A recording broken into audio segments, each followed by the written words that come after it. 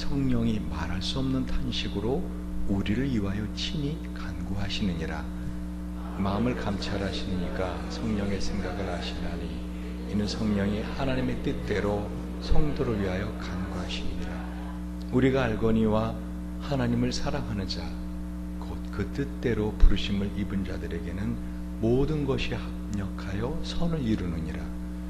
하나님 미리 아신 자들로 또한 그 아들의 형상을 본받게 하기 위하여 미리 정하셨으니 이는 그런 많은 형제 중에서 맏아들이 되게 하려 하십니다. 또 미리 정하신 그들을 또한 부르시고 부르신 그들을 또한 의롭다 하시고 의롭다 하신 그들을 또한 영화롭게 하셨느니라. 그런즉 이 일에 대하여 우리가 무슨 말하리요? 아니 하나님이 우리를 위하시면 누가 우리를 대적하리요? 아멘. 오늘 본문의 제목을 하하하 은혜 인생이라고 했습니다. 이 하하하 은혜 인생 뭐냐면 따라해 보시기 바랍니다. 하나님이 하셨습니다. 하나님이 하시고 계십니다. 하나님이 하실 것입니다. 나의 인생에서 나를 사랑하신 하나님이 나를 위해서 지금까지 역사하셨고 지금도 역사하고 계시고 그것도 열심히. 하나님은 어떤 일을 하실 때 게을르게 하지 않으세요. 열심히 하십니다. 그걸 어떻게 알아요? 잠언서에 보면은 하나님이 제일 싫어하는 사람 중에 하나 게으른 사람이거든요. 하나님은 본인은 게으르시면서 게으른 것을 싫어한다 이렇게 하지 않으실 거 아닙니까? 하나님 열심히 일하십니다. 하나님이 또한 우리를 위해서 열심히 일하실 것입니다. 그래서 하나님이 하셨고 하나님이 하시고 계시고 하나님 하실 것입니다를 하하하. 그러니까 하나님의 그 사랑과 능력과 은혜를 생각하면 우리의 삶은 어떻게 계속해서 하하하 웃으며 행복하게 살 수 있습니다. 그래서 이와 같이 하나님의 은혜를 정말 깨닫고 그 은혜에 따라 사는 사람은 항상 다른 사람을 볼 때 당신 멋져 라고 할 수 있어요. 당신 멋져가 뭐예요? 우리 예수 믿는 사람들은 하하하 원칙에 따라 사는 사람들은 당당히 신나게 멋있게 져주며 살 수 있는 사람이 될 수 있다는 것입니다. 아멘. 우리 옆 사람에게 당신 멋져, 뒷사람에게 당신 멋져.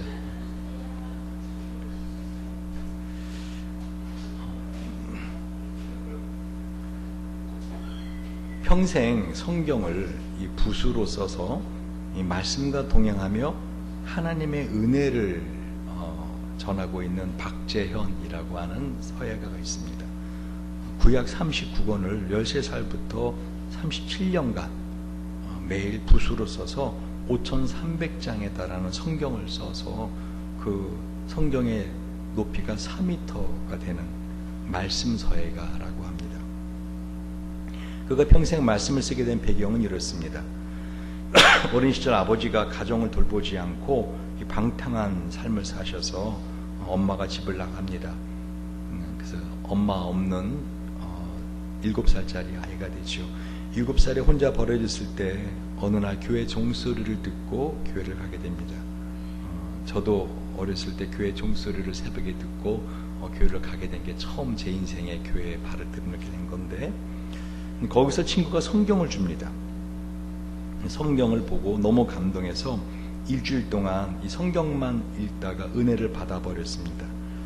자기는 살면서 한 번도 아버지의 사랑을 느끼지 못했는데 하나님 아버지가 어떤 사랑을 자신에게 주는가를 깨닫게 되었다는 것이죠. 나를 진정으로 사랑해 주시는 아버지가 바로 여기 계시구나. 내가 어떻게 이 아버지의 사랑에 보답할까. 그 하나님 아버지 사랑에 감사하며 성경을 붓고시를 써나가기 시작했다는 것이죠. 제가 박재현 서예가에 대해 관심을 갖게 된 이유가 말씀드린 것처럼 그 과정이 참 제가 하나님을 만나고 평생 아버지라는 단어를 제가 입에 담지 못하고 살았는데 제가 유복자로서 근데 하나님을 아버지라고 제가 부를 수 있게 되었고 그 하나님을 아버지라고 부르는 그 믿음을 갖고 살면서 평생 그 사랑을, 하나님 아버지 사랑을 실제로 받으며 살았기 때문에 우리 박재현 서예가의 이런 글이 저한테 큰 감동으로 다가왔습니다. 조금만 더 읽어볼게요. 할아버지에게 배운 그 서예 실력으로 13살부터 성경을 써나갔습니다. 근데 집이 너무 어려워서 18살 때 학교를 못 다니게 됩니다.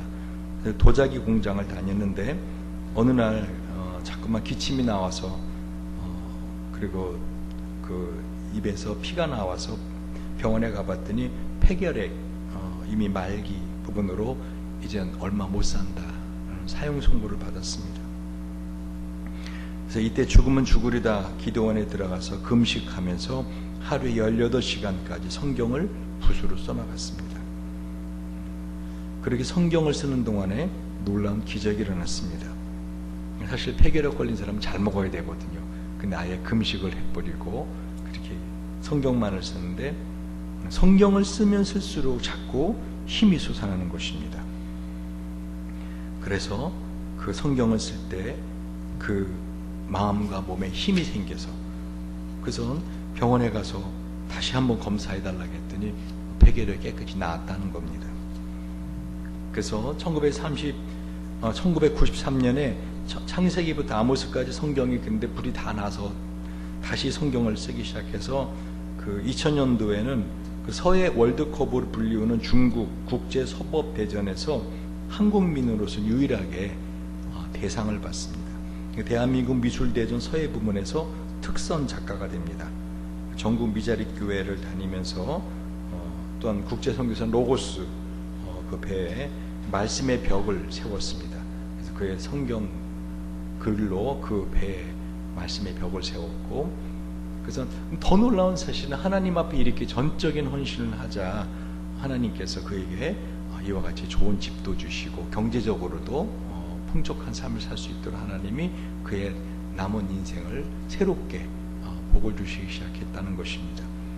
이제 신약 성경을 쓰기 시작하는데요, 이분의 마지막 소원은 통일이 되어서 휴전선의 그 모든 벽에다가 성경 말씀으로 채운 교회를 세우고 싶은 것이 이분의 꿈이랍니다. 사실 아까 우리 오자매님의 간증을 들으면서 제가 마음에 참 뜨거운 그런 감동이 있었습니다. 그렇게 전 세계를 다니고 그렇게 이런 좋은 대학과 대학원에서 이렇게 성악을 전공하고 공연을 하던 사람이 이 조그마한 교회에 와가지고 이렇게 앉아서 찬양을 드리면서 또 반주를 하는 모습, 그때 제가 문득 여기 있는 한 분 한 분이 결코 정말 하나님의 사랑을 헛되이 흘려보내지 않고 있는 사람들이구나. 세상적으로 볼 때는 여러분이 어떻게 볼지 몰라도 하나님이 정말 사랑하는 사람들을 모아놓았구나 하는 것을 다시 한번 깨닫게 되었습니다. 사람들이 종종 그럽니다. 제가 교회를 한다 그러면은 교회가 지금 대략 교회 규모가 어느 정도 되는지요 하면서 엄청나게 큰 교회를 담임하고 있는 것처럼 그렇게 생각들을 하십니다. 근데 저는 교회에는 진짜로 지난번에도 그런 생각이 들었어요. 이 적지 않은 숫자다. 왜? 여러분, 그 한 사람을 향하신 하나님의 집념, 그게 얼마나 큰지 아신다면은 그 한 사람을 하나님 나라까지 인도하는 것, 그건 진짜 귀한 일이라는 것입니다. 요즘 그 다시 뜨면서 그 뭐죠? 그 영화 제목, 그 사람이 죽으면은 사실 이제 불교 영화로 시작했는데 신과 함께인가 거기에서 다시 한번 깨닫게 된 것 중에 하나가 그 한 사람을 갖다가 그 마지막 심판의 자리까지 데려가는데 그 몇 사람의 차사가 붙습니까? 3사람의 차사가 붙지 않습니까? 뭐 영화 안 보신 분은 그냥 그렇다 생각하시면 됩니다. 그래서 아무리 무서운 악귀가 달려들어도 사실 그렇게 두려워하지 않는 이유가 뭐죠? 앞에 가는 차사들이 그거를 물리쳐 주기 때문에. 그래서 우리 인생을 살아가고 하나님의 보좌 앞에 갔을 때 우리가 받을 심판은 그런 두려움의 심판이 아니고 우리가 받을 심판은 어떤 심판이죠? 의의 심판입니다. 아멘. 오늘 로마서 8장은요 바로 이와 같은 하나님의 은혜에서 살고 있는 사람들이 어떠한 복을 받고 사는가? 그리고 마지막 하나님의 심판대 앞에 섰을 때 우리가 받는 의의 심판, 죄의 심판이 아니라 의의 심판이 어떠한 것인가 하는 것을 아주 잘 말해주고 있습니다. 거듭 말씀드리지만 요한복음 3장 18절에 있는 말씀처럼 하나님을 믿는 자에게는 어떻게 해요? 죄의 심판을 받지 않습니다. 만약에 우리가 죄의 심판을 받는다면 아무 죄도 없이 십자가에서 심판받으시고 사형당하신 예수님의 십자가의 보혈은 아무 의미가 없는 무의미한 게 됩니다. 우리는 우리가 인생을 살면서 하나님의 나라를 위하여 또 하나님을 사랑하는 마음으로 하나님을 믿는 믿음으로 이겨나갔던 것에 대한 상급 심판을 받는 사람들이라는 것입니다. 한마디로 말하면 하나님은 우리를 향하신 뜻이 뭐죠? 복을 주시기 위함이에요. 그래서 창세기 1장 28절을 보면 하나님이 그들에게 복을 주시며 뭐를 주시며? 복을 주시며 그들에게 이르시되 생육하고 번성하여 땅에 충만하라 땅을 정복하라 바다의 고기와 공중의 새와 땅에 움직이는 모든 생물을 다스리라 하시니라. 하나님이 사람을 만드신 목적이 뭐라고요? 복을 주시기 위함입니다. 사실 하나님께서 이 아담과 하와뿐만 아니라 하나님의 나라를 이루시기 위해서 아브라함을 부르실 때 아브라함에게도 뭐라고 말하죠? 내가 너로 큰 민족을 이루고 너에게 복을 주어. 뭐를 주어? 복을 주어. 내 이름을 창대하게 하리니 너는 복의 근원이 될지라. 아멘. 그래서 이렇게 아멘 하는 우리 박효준 사님이 더 큰 복을 받으실 걸. 아멘. 자, 보십시오. 그러니까 저와 여러분이 살아가는 인생이 어떠한 은혜와 하나님의 복을 누리는 인생인가? 지금까지 어떤 삶을 살았는가? 지금 어떤 은혜 가운데 살고 있는가? 어떠한 복을 나중에 하나님의 영원한 영광의 복을 받을 것인가? 그거를 오늘 본문은 정확하게 보여주고 있다는 것입니다. 여러분, 오늘 로마서 9장 1절, 자, 로마서 8장, 죄송합니다. 로마서 8장 1절. 자, 같이 한번 1절, 2절 봅시다. 시작. 그러므로 이제 그리스도 예수 안에 있는 자에게는 결코 정죄함이 없나니 이는 그리스도 예수 안에 있는 생명의 성령의 법이 죄와 사망의 법에서 너를 해방하였습니다. 그러니까 하나님이 우리에게 주시고자 하시는 그 놀라운 은혜의 복은 제일 첫 번째 무엇보다 우리를 정죄함에서 해방되는 복을 주시더라는 것이죠. 이것이 사도 바울이 로마서 8장에서 우리에게 알려주는 가장 중요한 내용입니다. 그러므로 이제 그리스도 예수 안에 있는 자에게는 결코 정죄함이 없나니 이는 그리스도 예수 안에 있는 생명의 성령의 법이 죄와 사망의 법에서 너를 해방하였습니다. 그러니까 오늘 로마서 8장의 이 말씀은 우리가 하나님의 은혜와 사랑을 받고 이 인생을 살고 있는데 그 시작이 은혜와 복의 시작이 뭐라고요? 정죄함에서 해방되는 것에서 시작한다는 것이죠. 여러분, 그리고 궁극적으로 하나님이 우리에게 주시고자 하신 것이 어떠한 것인가 하면은요, 로마서 8장 17절부터입니다. 18절 같이 한번 읽어볼까요? 시작.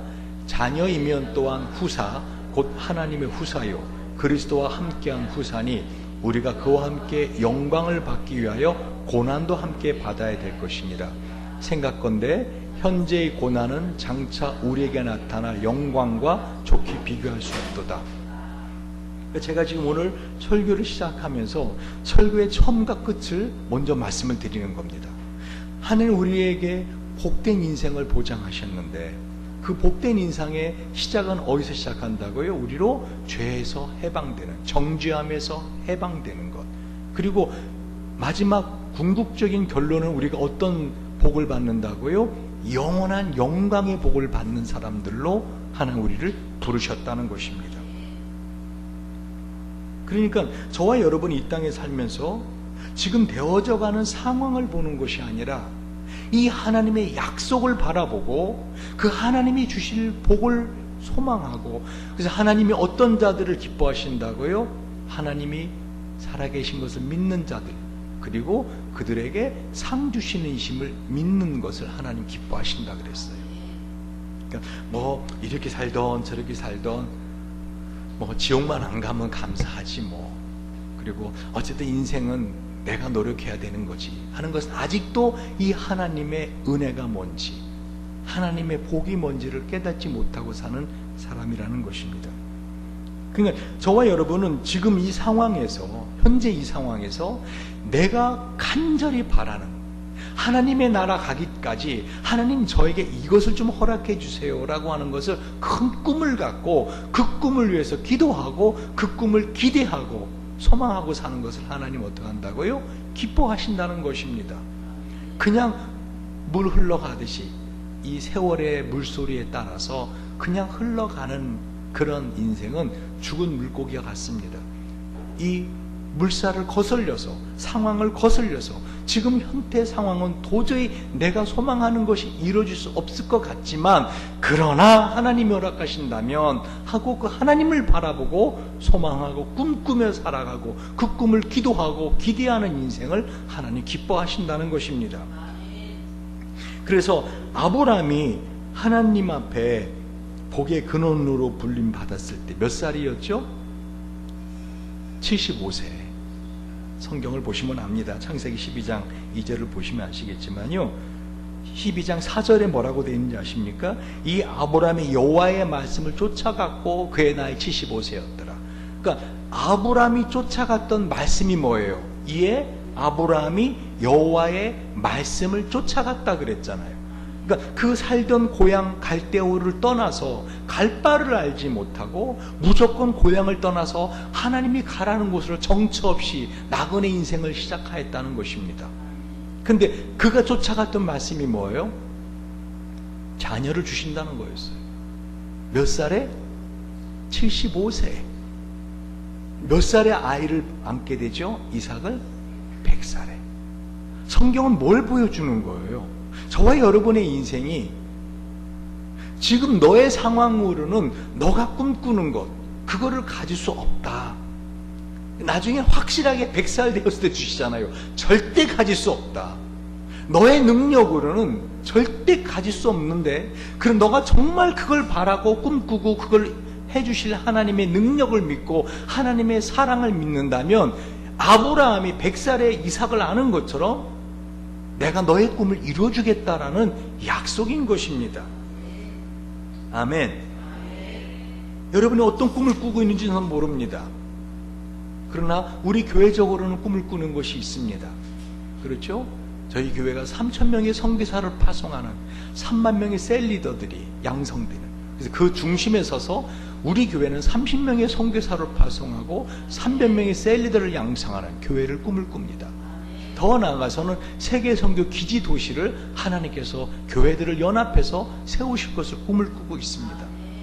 그것은 저 북한이라는 땅을 넘어가지 않고는 이루어질 수 없는 세계 선교이기 때문에 이제 전체적으로 세계 선교는 점점 쪼그라들고 있습니다. 전 세계적으로 점점 글로벌리즘, 세계화가 되면서 동시에 내셔널리즘, 민족화가 돼가고 있어요. 그 선교사들을 배출하고 있습니다. 특히 중국이 어마어마한 사람들이 살고 있는 땅인데 지금 시진핑은 어떻게 해요? 기독교를 심하게 핍박하고 있습니다. 그래서 지난주에도 북한에서 어떻게 해요? 그 지하교회, 가정교회라 그러죠. 가정교회뿐만 아니라 삼자교회까지 그렇게 시진핑이 십자가를 내리라 하는 중국 전역에 그런 내려가 거기에 반대하는 교회들이 연합운동을 지금 하고 있다는 것입니다.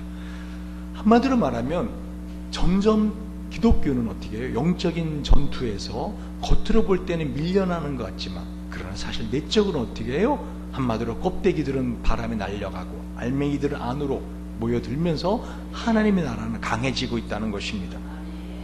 제가 전에 그런 비유를 들었죠. 그 알곡을 어떻게 주스린다고요? 키질한다 그랬잖아요. 키질할 때 껍데기는 어떻게 해요? 점점점 날아가. 알맹이는 어떻게 해요? 안으로. 그 환난과 고통이 올수록 어떻게 해요? 껍데기는 다 날아가고 에이씨 하고 다 날아가고 어떻게 해요? 알곡들은 어이쿠 감사하면서 안으로 주님 품으로 오게 되더라는 것이죠. 그게 로마서 8장이 보여주고 있는 거예요. 뭐죠? 로마서 8장은 우리가 복받은 인생을 살고 있는데, 그리고 영원한 영광의 복을 받을 것인데, 그 영원한 영광의 복은 어떻게 얻어지는가 하면은 이 땅에서 어떻게 해요? 고난과 함께 얻어지는 것이다. 그게 오늘 사도 바울이 우리에게 가르쳐주는 복의 한마디로 성격인 것입니다. 하나님을 믿는 사람들이 받는 복, 그 복은 바로 하나님과 함께 살아가는 그 인생에서 고난과 함께 받는 복이라는 것입니다. 그래서 로마서 8장 1절 2절 아까 그랬죠? 그 첫 번째 복이 어디서 시작한다고요? 정죄함에서 해방된다. 그러므로 이제 그리스도 예수 안에 있는 자에게는 결코 정죄함이 없나니 이는 그리스도 예수 안에 있는 생명의 성령의 법이 죄와 사망의 법에서 너를 해방할 것임이라 해방하였습니다. 하나님은 우리를 한마디로 앞으로 살면서도 지을 죄가 있는 걸 알지만 이미 우리를 주의 은혜 안에서 어떻게 해요? 그 죄와 사망의 법에서 해방하였다라고 말씀하고 있는 것입니다. 그런데 문제는 이 마귀는 이 엄연한 사실을 믿지 못하게 하고 우리 마음속에 생각을 집어넣습니다. 제가 누누이 말씀드렸잖아요. 마귀가 하는 일이 많은 것 같아도요, 마귀가 하는 일은 딱 한 가지 같아요. 마음속에 생각을 집어넣는 게 주된 일입니다. 아담과 하와에게 했던 것처럼, 그리고 유다에게 했던 것처럼 마음속에 생각을 집어넣습니다. 그래서 오늘 로마서 8장 5절 6절을 보시겠어요? 자, 읽어봅시다. 시작. 육신을 쫓는 자는 육신의 일을, 영을 쫓는 자는 영의 일을 생각하나니 육신의 생각은 사망이요 영의 생각은 생명과 평안이니라. 한마디로 하나님이 주시는 그 영의 생각은 생명, 조회, 평안, 에이레네. 그러므로 우리가 육신에 있는 자들은 하나님을 기쁘시게 할 수 없다라고 할 때 무엇보다 어떻게 하는 거예요? 생각으로 우리로 하여금 하나님 주시는 이 은혜의 복을 누리지 못하게 한다는 것이죠. 여러분, 예수님께서 우리에게 평생 받을 복의 성격이 뭐라는 걸 분명히 보여줬어요. 산상보험 마태복음 5장에서 뭐라고 말씀하셨죠? 심령이 가난한 자가 복이 있나니 천국이 저희 것이며. 아까 우리 오자매님이 간증하면서 예전에 그렇게 온 세계를 다니면서 그렇게 반주하고 연주하고 그렇게 선교하고 친구들은 나를 부러워했겠지만 자기는 그것이 그야말로 방황함 가운데 들여진 것 같았다. 오히려 요즘처럼 정말 모든 상황이 참 안 좋은 상황으로 되었을 때 오히려 감사가 넘친다. 이게 참 신비한 법칙이죠. 풍요로운 가운데서는 그 감사함이 없었는데, 그 평안함이 없었는데 오히려 모든 것이 궁핍해지고 모든 것이 한마디로 미래를 보장받을 수 없는 그런 상황이었을 때 오히려 마음에서 평안이 넘쳐나고 감사가 넘쳐나더라. 왜? 심령이 가난해진 거예요. 심령이 가난한 자가 복이 있나니 천국이 저희 것이며. 그 말이 뭐예요? 그 마음의 심령이 가난해지면은 어떤 사람이 돼요? 하나님을 바라보게 되죠. 하나님만을 바라보게 되죠. 그 주님과 함께하면 어떻게 해요? 초막이나 궁궐이나 그 어디나 하늘나라. 할렐루야. 주님께서 뭐라고 말씀하셨어요? 애통하는 자가 복이 있나니. 아니 어떻게 세상에 애통하는 자가 복이 있어요? 그렇죠. 애통하는 자가 어찌 복이 있어요? 애통이 뭐죠? 가슴을 치며 하는 통곡입니다. 어떻게 보면 억울함이고요, 분통함이고요. 그런데 어떻게 그런 자가 복이 있다는 거예요. 왜요? 그 애통함을 통해서 주님을 바라볼 때 주님이 주시는 위로를 경험하거든요. 애통하는 자는 복이 있나니 저희가 위로를 받을 것이며. 할렐루야. 의에 줄이고 목마른 자는 복이 있나니 저희가 배부를 것이며. 여러분, 진짜 물 한 잔의 이 시원함이 어떠한지, 그건 어떤 사람만이 알아요? 먹어본 사람만이 안다고요. 목말라 본 사람만이 알죠. 그래 안 그래요?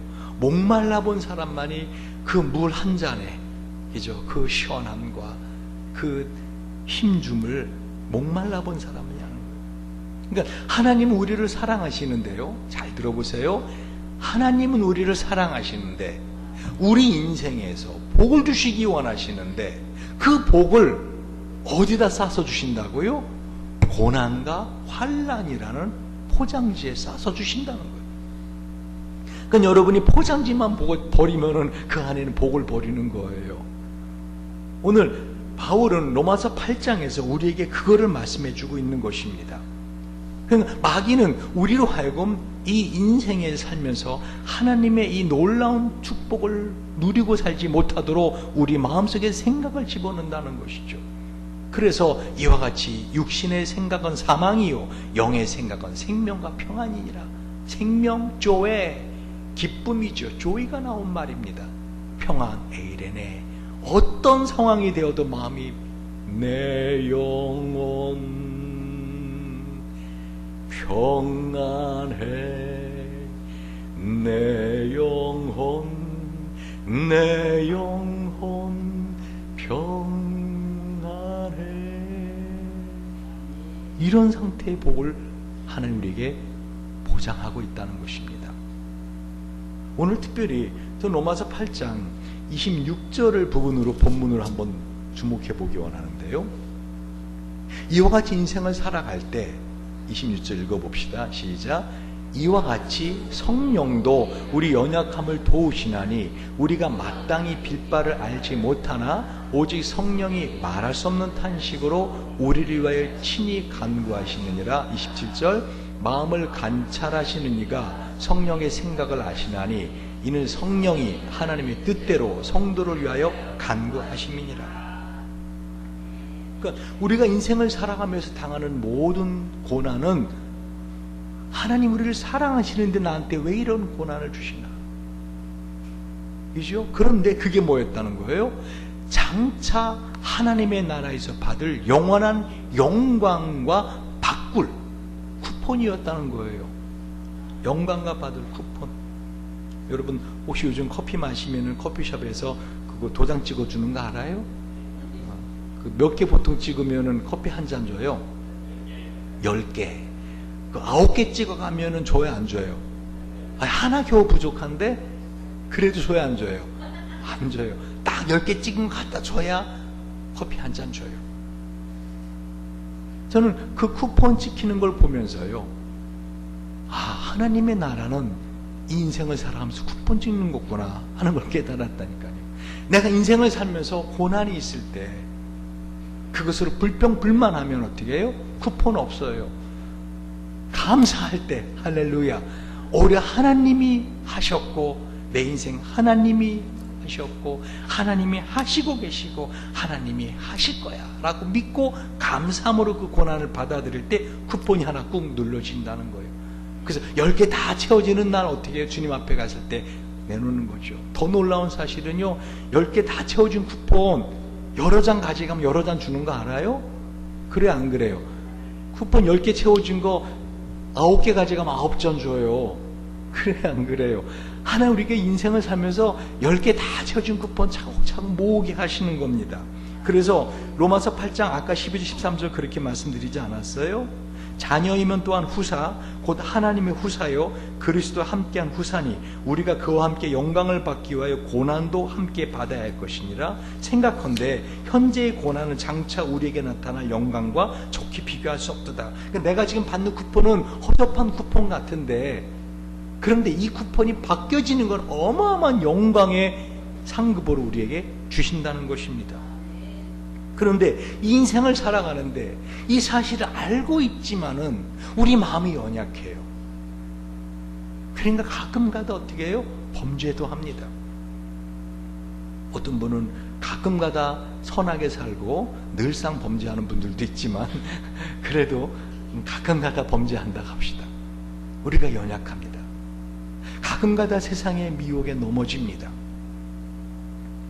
그런데 그럴 때 우리가 참 감사한 것은요, 오늘 본문에 읽은 것처럼 성령께서 우리 연약함을 도우신다는 거예요.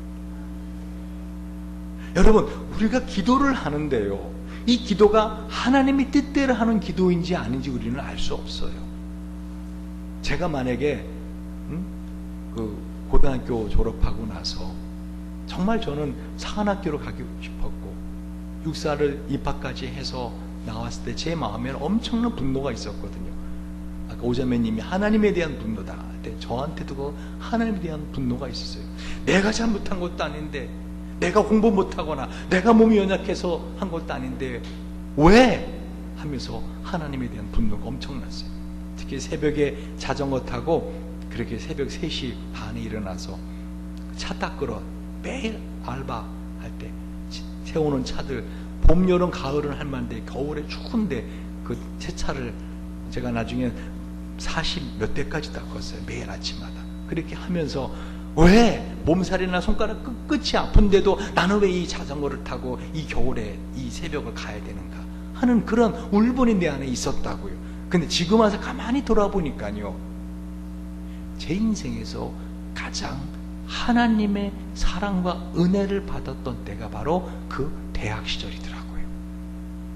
가만히 돌아보니까 은혜의 강물, 은혜의 강가에 제가 살고 있었더라고요. 유학 시절을 지내면서도 다른 사람들은 그렇게 부모님이 다 유학 보내주고, 아까 오자매님도 알바했다고 하지만 학비는 받은 것 같은데 저는 학비는커녕 생활비는커녕 아무것도 오는 것 없이 제가 그냥 그야말로 그 낯선 땅에서 그렇게 온몸으로 부딪혀가며 살아갈 때, 지금 돌아보니까 그때가 가장 은혜의 시간들이었다는 것입니다. 다시 말하면 우리가 어려울 때 드리는 기도 있죠. 그것이 항상 바른 기도는 아니에요. 제가 만약 고등학교 때 드렸던 기도가 이루어졌다, 그럼 뭐였죠? 저는 장군 되는 게 꿈이었거든요.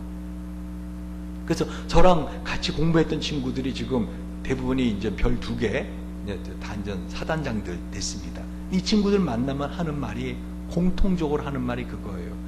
야, 엄마나 너 군인 안 되기 너무 잘한 거야. 요즘은 이 별이 똥값이다. 옛날에나 장군이지 요즘 장군, 진짜 이거는 이등병이 무슨 사고 하나 치면 별 하나 2개 그냥 순간에 날아간다. 그리고 말이 장군이지 휴가는 뭐 어디 간다 하더라도 유수지규가 있다는 거예요. 마음대로 못 벗어난다는 거예요. 너처럼 막 그냥 뭐 러시아 갔다가 막 중국 갔다가 막 어디 갔다, 이거 꿈도 못 꾼다는 거예요. 자, 제가 인생을 살면서 하나님의 은혜로 사는구나. 할렐루야. 여러분 명심하십시오. 오늘 로마서 8장 우리에게 뭘 말씀하고 있는가? 핵심적인 말씀이 로마서 8장 28절. 제가 이 말씀을 계속 묵상합니다, 요즘. 왜요? 제가 제일 좋아하는 말씀이라. 읽어봅시다. 시작. 우리가 알거니와 하나님을 사랑하는 자, 곧 그 뜻대로 부르심을 입은 자들에게는 모든 것이 합력하여 선을 이루느니라. 여러분, 안다는 것과 믿는다는 것, 2개 중에서 어떤 게 더 강한 믿음입니까?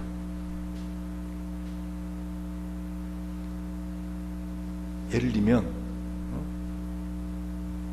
우리 혜원이가, 목사님이 나한테 이번에 가을이 되면은 내가 가을에 입을 만한 옷이었기 때문에 원피스 한 벌 사줄 걸로 내가 믿습니다 하는 말과, 내가 가서 목사님 저 원피스 한 벌 사주세요 라고 할 때 사줄 거라고 안다라는 말. 지금 혜원이 가슴이 지금 옥닥옥닥 낄지 모르는데 예를 드는 거다. 무슨 말인지 이해 가세요? 오케이. 이 건물이 절대로 무너지지 않을 거다, 주저앉지 않을 거다, 믿습니다라는 말과, 이 건물의 이 콘크리트 두께라든가 모든 걸 다 알아요. 여러분이 알아서 이건 절대로 무너지지 않은 거, 안다는 것, 어떤 게 더 강한 믿음이죠? 믿는다는 거, 안다는 거. 아직도 지금 손찬희 교수님 계속 믿는다라고 생각을 보십시오. 안다, 훨씬 강한 믿음입니다. 우리가 알거니와, 바울은 지금 하나님의 사랑을 아는 거예요. 우리가 알거니와, 하나님을 사랑하는 자, 그 뜻대로 부르심을 입은 자들에게는 모든 것이 합력해 어떻게 해요? 선을 이룬다는 거예요. 그러니까 모든 것이라 할 때는 뭐죠? 모든 것이라 할 때는 내가 지금 당하는 모든 고난과 심지어 나의 연약함과 나의 허물까지도 합력해서 하나님이 좋은 것으로 이루실 것을 안다라는 것입니다. 그래서 우리가 지난 시간에 요셉이라고 하는 꿈꾸는 사람을 통해서 그의 인생에서 당한 고난이 그의 꿈을 이루는 재료가 되었다. 기억하십니까? 이 모든 고난을 통해서 결국 우리에게 뭘 이루시기 원하시는가? 29절 보십시오. 30절까지 시작. 하나님이 미리 아신 자들로 또한 그 아들의 형상을 본받게 하기 위하여 미리 정하셨으니 이는 그로 많은 형제 중에서 맏아들이 되게 하려 하심이니라. 30절. 또 미리 정하신 그들을 또한 부르시고 부르신 그들을 또한 의롭다 하시고 의롭다 하신 그들을 또한 영화롭게 하셨느니라. 한마디로 우리의 맏형 되신 예수 그리스도, 예수님도 하나님 뭐라고 불렀어요? 아버지. 저와 여러분은 하나님 부를 때마다 뭐라고 불러요? 절대 아저씨라고 부르지 말라 그랬죠? 하나님 아버지. 그럼 예수님이 우리의 맏형이라는 거예요. 지금 다시 말하면 하나님이 보실 때 우리와 예수님을 어떻게 해요? 동일한 은혜와 사랑으로 보신다는 거예요. 놀라운 거예요. 여러분, 저 여러분을 어떤 사랑으로 사랑하신다고요? 예수님을 사랑하시던 성부 하나님의 그 사랑이 동일하게 예수님을 사랑하듯이 저와 여러분을 사랑하신다는 거예요. 여러분, 이게 잘 믿겨지지가 않으시죠? 에이, 나 같은 자를 어떻게 예수님을 사랑하시는 거, 나를 예수님처럼 사랑해? 에이, 그게 바로 불신입니다. 오늘 성경 그걸 말하고 있잖아요. 그 아들의 형상을 본받게 하려고, 그럼 어떻게 해야 우리가 그 예수님, 우리의 맏형 되신 예수님의 형상을 본받을 수 있는가?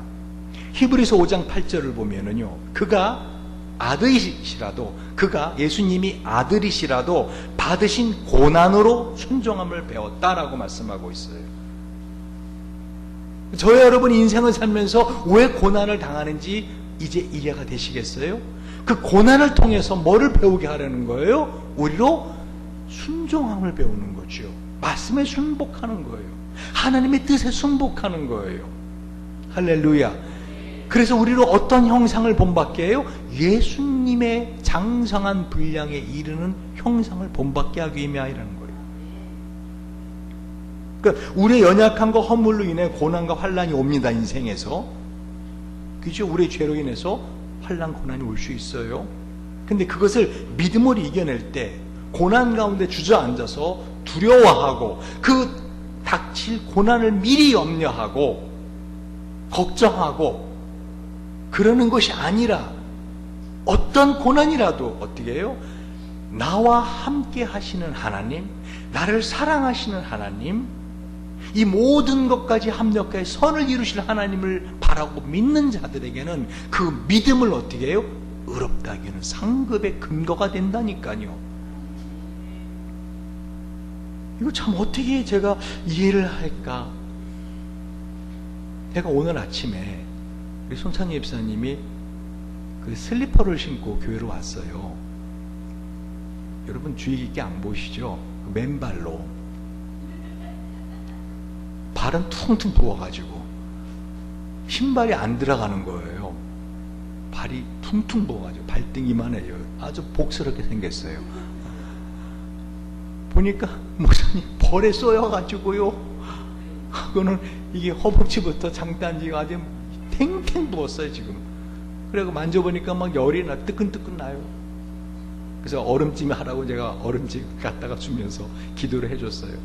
기도를 해주고 어떠한 독도 예수 믿는 사람들에게 해를 입지 않는다고 하셨는데, 하나님 이 벌 독 좀 뽑아주세요. 그래서 아까 제가 나올 때 이렇게 슬쩍 보니까 독이 안 빠지고 있는 거예요. 여전히 벌겋게 있어요. 그래서 제가 얼마나 마음에 짠한 마음이 있으면서 왜 저는 항상 설교를 마음에 두고 있잖아요. 한 주간 동안. 왜 저런 일을 당할까? 여러분 딱 생각하는 건 뭐예요? 아, 손창용 집사가 그동안에 가선 안 되는 곳을 많이 갔구나. 그래서 하나님이 저렇게 벌이 다리를 속에 있구나. 다시는 그런 데 가지 말라고. 그렇게 생각할 수 있죠. 그러나 저는 그 생각 안 해요. 아, 그 퉁퉁 부은 다리를 가지고도 슬리퍼 찍찍 끌고 와서도 어떻게 해요? 항상 우리 교회 제일 먼저 오는 거 아십니까? 제일 먼저 오세요. 항상 제일 먼저 오세요. 늦어도 9시 반 정도는 오더라고. 늦어도 와가지고 예배당 청소하고, 그죠? 계단까지 다 물 청소하고 그렇게 이제 섬겨요. 나중에 하나님 나라 가면은요, 뭐라고 이제 하나님이 상급을 주실까요? 야, 너 그때 벌에 쏘였는데 내가 그놈 특별한 놈 보냈거든. 그런데 그 벌에 쏘이고도 너 다른 사람 같으면 에이씨 오늘 다리 저랬는데 운전도 하기 그런데 그 집은 또 얼마나 멀어요 또, 그죠? 도가 다른 도에 살잖아요. 서울이 아니라. 그러니 에이 주일 예배 쉬지. 그럴 수도 있는데 너는 여전히 일찍 가서 그래 교회를 예배를 준비했구나 하고 상급을 주시기 위해서. 지금 손천입사 한 사람뿐만이 아니에요. 제가 지금 뭐를 말씀드린지 아시겠어요? 여러분 인생을 살다 보면은요, 여러분이 원하지 않은 고난이 찾아올 때가 있다고요. 그런데 그 고난이 우리의 영원한 영광을 이루는 상급을 이루는 근거가 된다는 거예요. 할렐루야. 할렐루야. 한마디로 도저히 달리기도 할 수 없는 소아마비로 태어났는데 하나님 우리를 갖다가 소아마비를 낫게 해주신 것도 감사한데, 내가 달릴 때마다 바람이 내 등을 막 밀어주는 거예요. 그래서 나는 어떻게 전국 1등을 하는 거예요. 그래서 올림픽에 참여하게 된 거예요. 그럼 잘 들어보세요. 하나님이 저와 여러분을 그 올림픽의 세계 1등 금메달을 준비해 놓으셨다는 거예요. 언제? 우리가 소아마비였을 때. 오늘 그게 그 말씀이에요. 무슨 말씀이에요 이게? 잘 말씀을 보세요. 하나님이 미리 정하신 그들을 부르시고, 부르신 그들을 또한 의롭다 하시고, 의롭다 하신 그들을 또한 영화롭게 하셨느니라. 하나님이 우리가 하나님의 사람 되기도 전에, 내가 하나님 사랑합니다, 예수님 믿습니다 하기도 전에 우리를 갖다가 정하셨다는 거예요. 넌 내 거야. 내가 너를 영화롭게 할 거야. 내가 너를 천사들을 거느리며 영원한 삶을 사는 왕 같은 제사장으로 내가 너를 사랑해 하셨을 때 우리를 이미 의롭다. 여전히 우리는 죄인 가운데 있는데, 그래서 우리가 아직 죄인이었을 때 우리를 어떻게 해요? 사랑하셔서 의롭다 하시고, 거기서 멈추지 않고 우리를 영화롭게 하셨다는 거예요. 영원한 영광에, 다시 말하면 우리가 아직 소아마비인데 우리는 걷지도 못하고 달리지도 제대로 못하는 사람이었을 때 하나님 우리에게 이미 이거는 임원만 금메달 하고선 딱 금메달을 준비해 놓으셨다는 거예요. 그리고 그렇게 낫게 하시고 달리게 할 때마다 바람이 불어서 나를 빠르게 달리게 하시고, 어떻게 해요? 내가 할 일은 뭘, 그냥 다리만 휘젓는 모습만 하고 있으면 달려가는 거예요 그냥. 그리고 올림픽에서 금메달까지 하나님이 따게 해 주실 거라는 거죠. 그 올림픽 금메달을 언제 우리가 가져요? 하나님 나라에 갔을 때, 우리가 갖고 있는 쿠폰을 쫙 내려놨을 때, 하나님 제가 이때 이런 아픔이 있었고요, 이런 고통이 있었고요, 이런 마음의 갈등이 있었고요, 이런 환난들이 닥쳐왔음에도 내가 그 가운데에서도 하나님을 믿는 믿음으로 그 가운데서도 하나님을 바라보며 할렐루야 찬양하지 않았습니까? 저는 성경을 보면서 이렇게 산 사람이 누굴까? 대표적인 사람이 누굴까? 여러분 누가 떠올라요? 아, 그거야 로마서를 쓴 바울이겠죠. 근데 전 바울보다도 더 정말 징하게 고생하고 살았던 한 사람이 딱 떠오르더라고요. 성경은 우리에게 이 말씀을 보여주기 위한 거기 때문에 야곱이 떠올랐어요. 야곱이 야복 강가에서 시간이 떠올랐어요. 여러분, 야복이라는 뜻은요, 흘러가다라는 뜻이에요. 여러분, 야복 강가에서 그 밤의 시간이 야곱에겐 얼마나 외롭고 고독하고 두려웠을까요? 이제 이 강을 건너가면 형 에서가 자기를 죽이려고 자기 400명을 데리고 기다리고 있는데 건너가지 않을 수도 없고, 뒤로 가면은 외삼촌 라반이 지금 자기를 칼을 갈고 있을 거고, 앞으로 가자니 그 자기 400명과 형 에서가 기다리고 있고, 앞으로 갈 수도 없고 뒤로 갈 수도 없는, 그러나 건너가야 되는 그 야복 강가에서의 그 밤의 시간, 그것이 야곱의 인생을 뒤를 돌아보니까요, 우리는 다 알잖아요. 성경을 다 읽었으니까. 가장 야곱에겐 복된 시간이었어요. 누가 감히 인생으로서 하나님을 이길 수 있는 자가 있습니까? 말도 안 되는 거 아닙니까? 어떻게 인간이 하나님을 이길 수 있습니까? 하나님을 대면한다는 것 자체가 그 죽음 아닙니까? 그래서 나중에 야곱이 이 야복 강가를 지나고 아침에 뭐라고 이 강의 이름을 바꿉니까? 분이엘이라. 분이엘, 하나님의 얼굴이다. 내가 하나님의 얼굴을 보고도 살았다. 근데 거기서 하나님이 야곱의 인생을 바꿔줘 버립니다. 이제 다시 너의 이름을 야곱이라 하지 마라. 이스라엘, 이겼다. 하나님을 이긴 자라. 여러분, 저와 여러분의 인생은 어떤 인생인지 아십니까? 바로 야복 강가의 인생입니다. 특별히 야복강 같은 그 밤이 올 때, 그런 시간이 올 때 두려워하지 마십시오. 세상에 온 사방을 둘러봐도 나를 도울 자 없습니다. 그럴 때 여러분 어떻게 해요? 오히려 담대하십시오. 왜요? 그 야복강의 시간이 바로 하나님과 씨름할 수 있는 시간이거든요. 여러분, 인생을 한번 돌아보시기 바랍니다. 언제 과연 내가 하나님과 씨름하는 시간을 가졌는가?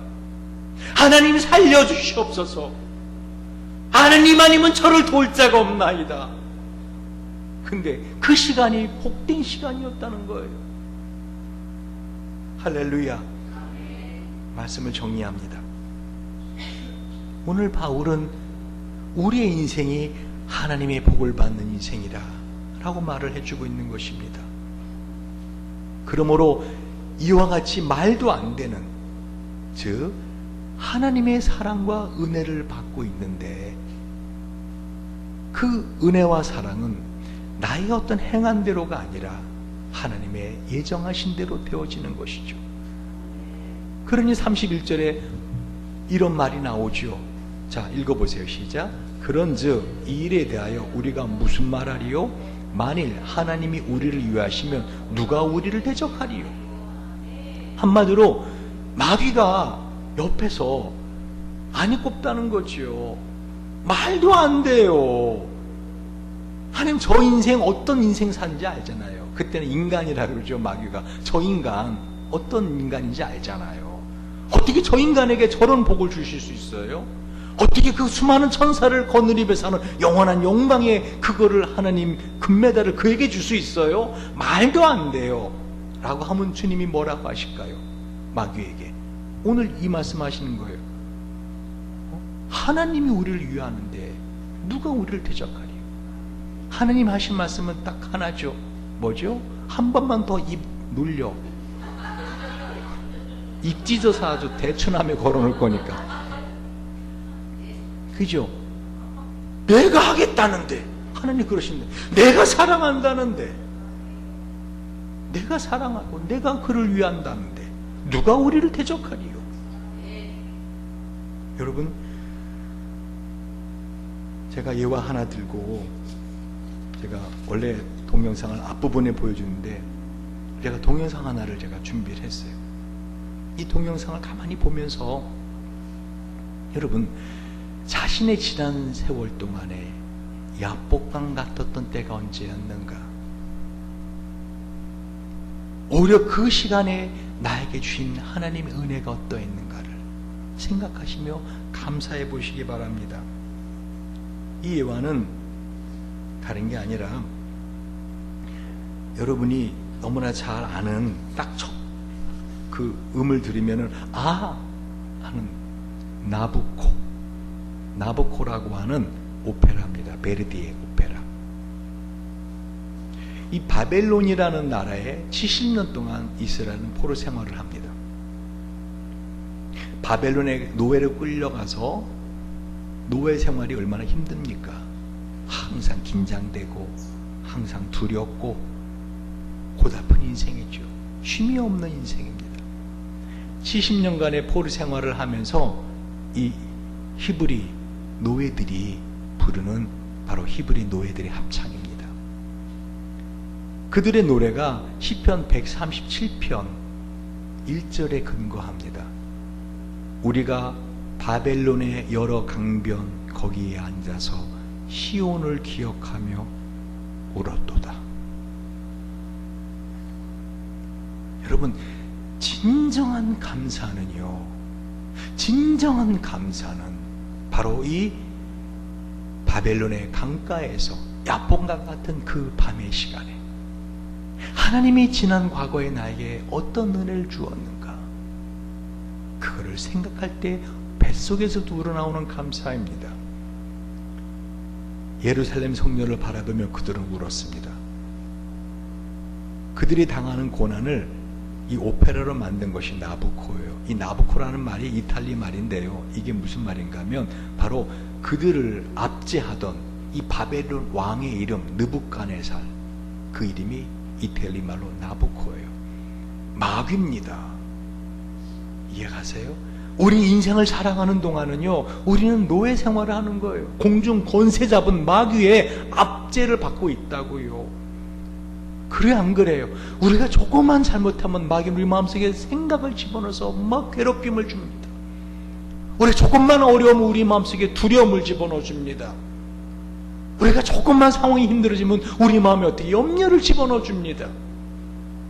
요한복음 13장 2절, 마귀가 이미 가룟유다의 마음속에 예수를 팔려는 생각을 넣었더니 라는 것처럼 우리 마음속에 마귀는 생각으로 우리를 끊임없이 괴롭힙니다. 그런데 그러한 어려움의 시간들 속에 오히려 하나님을 바라보고 과거를 보면은요, 지금까지 인생이 행복했다라는 걸 여러분 아실 수 있을 것입니다. 베르디가 두 번의 오페라 곡을 만들어냅니다. 근데 다 실패합니다. 재정적으로 파탄이 납니다. 엎친 데서 덮친 격으로 아내와 두 아이가 갑작스럽게 세상을 떠납니다. 베르디가 이 히브리 노예들의 합창, 이 나보코를 만들게 된 배경입니다. 그 베르디는 절망적인 상황에서 모든 희망을 다 잃었을 때, 이때 이 곡을 작곡합니다. 여러분, 제가 지난주에 우연히 그 도깨비라고 하는 드라마의 OST 그 불렀던 가수 그 갑자기 안 난 이름이 뭐라고요? 엘리?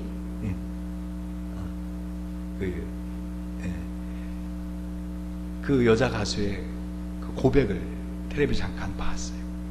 그 노래를 부를 때 자기가 감기 몸살에 걸려서 계속 미루다가 더 이상 촬영이 시작돼야 되니까 그 감기 몸살 걸린 중에 그 노래를 부르는데 그 노래가 대박이었다고. 오히려 그 애잔함이 그 노래의 그 특징을 살려내었다. 하나님 우리 인생을 이렇게 운영하시는 거 아세요? 저 여러분의 인생에서 힘들고 어려웠던 시간, 그 시간이 바로 히브리 노예들의 합창 같은 시간이에요. 지금 여러분의 삶이 힘들잖아요. 근데 이 힘든 것이 나중에 어떻게 해요? 영원한 영광의 상급을 이루는 쿠폰을 받는 시간이라고요. 1842년 4월 9일 이탈리아 밀라노 라스칼라 극장에서 첫 번째 무대에 올려집니다. 이 나부코는. 그때 당시 이탈리아 사람들이요, 어떤 상황인지 아세요? 오스트리아의 침략을 받아서 이들이 그 히브리 노예들과 같은 두려움과 그 히브리 노예들이 갖고 있었던 그 전쟁의 암울한 분위기 속에서 이 오페라가 올려집니다. 드디어 산막 히브리 노예들의 합창이 울려질 때 이 이태리 사람들은 더 이상 자리에 앉아 있을 수 없었습니다. 다 일어나서 30분이 지나도록 기립박수를 했습니다. 여러분 30분 이상 박수만 계속 되는 거예요. 특별히 제가 이 노래를 보면 첫 번째 가사가 가거라 생각이요 황금의 날개에 얹혀.